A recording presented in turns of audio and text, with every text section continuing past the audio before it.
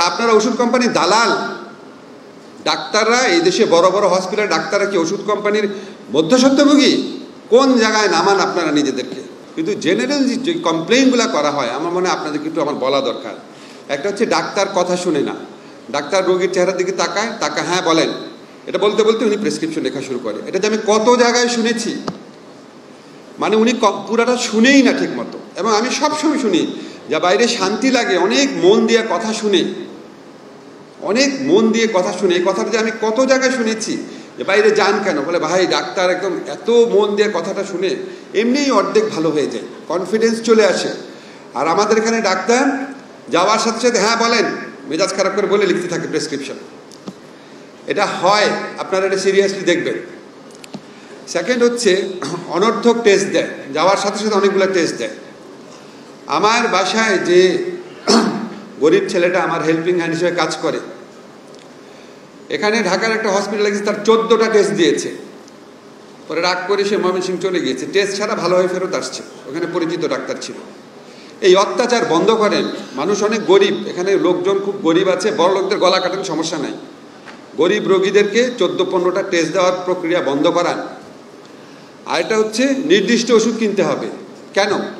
পৃথিবীতে কোন জায়গায় হসপিটালে, প্রাইভেট ক্লিনিকে সবসময় ওষুধ কোম্পানির প্রতিনিধির জন্য নির্দিষ্ট টাইম থাকে ডাক্তারের? আপনারা বলেন, পৃথিবীতে অন্য কোনো দেশে থাকে? খসরু ভাই থাকে? তা আপনারা ওষুধ কোম্পানির দালাল? ডাক্তাররা এই দেশে বড় বড় হসপিটালের ডাক্তাররা কি ওষুধ কোম্পানির মধ্যস্বত্বভোগী? কোন জায়গায় নামান আপনারা নিজেদেরকে? তারপরে আরেকটা কমপ্লেইন করা হয়, টেস্টের রেজাল্ট ভুল। অনেক জায়গায় অনেক ভালো রেজাল্ট হয়, আমি এক্সেপশন, খারাপ জায়গাগুলোর কথা বলছি। অনেক ভালো সেবা হয়, খারাপ জায়গার কথা বলছি। তারপর হচ্ছে জেনারেল কমপ্লেইন, যেটা আমার কাছে হৃদয় বিদারক লাগে। নার্সদের আচরণ খারাপ, নার্সদের মন খারাপ থাকে, হসপিটালে কর্মচারীদের সবার মন খারাপ থাকে, তারা ক্ষিপ্ত হয়ে থাকে, ভালো সেবা দিতে চায় না।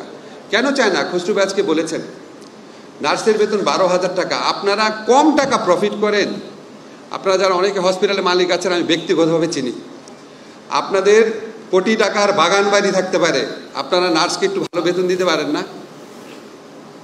আমার বাসায় যে কাজের লোক, আমি একটা ঢাকা ইউনিভার্সিটি যখন টিচার ছিলাম, এখন উপদেষ্টা পরিচয় বাদ দেন, আমি যখন ঢাকা ইউনিভার্সিটি টিচার ছিলাম, আমার বাসায় যে কাজ করে সে তো 3 বেলা খাবার পায়, থাকার সুযোগ পায়, তার বাচ্চাদের আমরা টেক কেয়ার করি, সে তো বেতন পেত 12,000 টাকা। আর একটা প্রশিক্ষিত নার্স 12,000 টাকা বেতন পাবে? তখন সে মন ভালো করে সেবা দিবে? সে তো ত্যক্ত বিরক্ত হয়ে থাকবে। এই যে খসরু ভাই বলে গেল যে আপনারা প্রফিট করেন কিন্তু ন্যায্যভাবে করেন। আজকে আপনার ভারত, ব্যাংকক এসব জায়গায় মানুষ যেতে চায় না, আপনাদের দেওয়ার ক্যাপাবিলিটি আছে। আপনারা এটা করোনাকালে প্রমাণ করেছেন। বাংলাদেশের স্বাস্থ্যসেবা যদি দিতে চায়, কতগুলো ডাক্তার পর্যন্ত মারা গেছেন, নিজের জীবন উৎসর্গ করে সেবা দিয়েছেন। আমি সবসময় বলি বাংলাদেশের ব্যবসায়ীদের সমস্যাটা কি? তারা খরচ করবে, আর একটুখানি বেশি খরচ করলেই হয়ে যায়। যারা স্বাস্থ্যকর্মী আছে, দারোয়ান আছে, লিফটম্যান আছে, যেই সহায়ক কর্মীরা আছে, তাদের যদি আপনি একটুখানি বেতন বাড়ান, কত টাকা যায় আপনার প্রফিট থেকে? 10 কোটি টাকা হয়তো কম প্রফিট হয়। যদি 100 কোটি টাকা প্রফিট করেন, হয়তো 10% কম প্রফিট হয়।